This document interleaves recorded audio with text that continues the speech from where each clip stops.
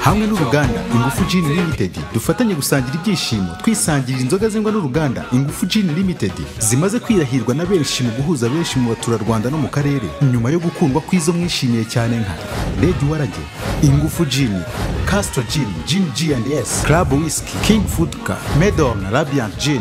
Uruganda Ingufu Gin ubu noneho rwabengeye rikeri, izi nazo zikaba ziri ku isoko mu bipimo bitandukanye harimo New House na Hometown. Nutegura ibirori bitandukanye ntuzabure izi nzoga dore ko ziboneka mu gihugu hose.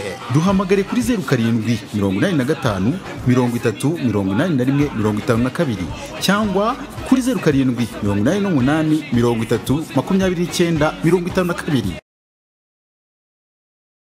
Niba warakurikiranye wagiye wumva ko hambere habeho ubwami bw'ibitangaza bwaremye ino si dutuye, uvuye ku bwa Ruganzu Ndori n'icumu rye ukagera kuri Alexander Mukuru n'umuheto we.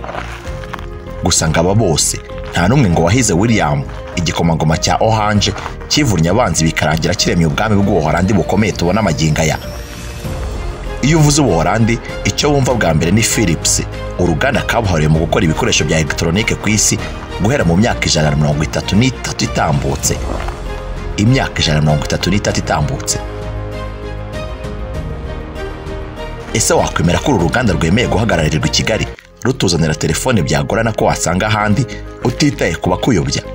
Nawe nyumvira, Essence 20 ni smartphone iri ku rwego abandi barota kugeraho.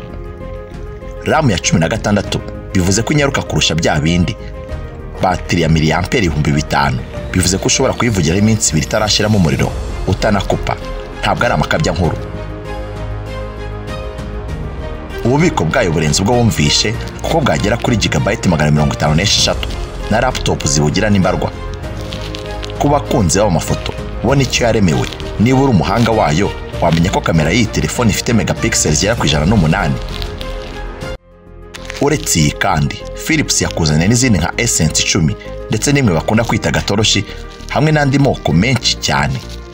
Ibaze ko hejuru y'ibyo byose banaguha garanti y'amezi 13 kubera kwizera uburyo zino telefone zikomera. Nahawe rero ku bindi bisobanuro hamagara 0782 19 09 98. Philips yashingiye mu mujyi wa Eindhoven, kuri ubibarizwa mu Amsterdam, ariko Kigali urayisanga muri Quartier Commercial ku muhanda uva kwa Makuza.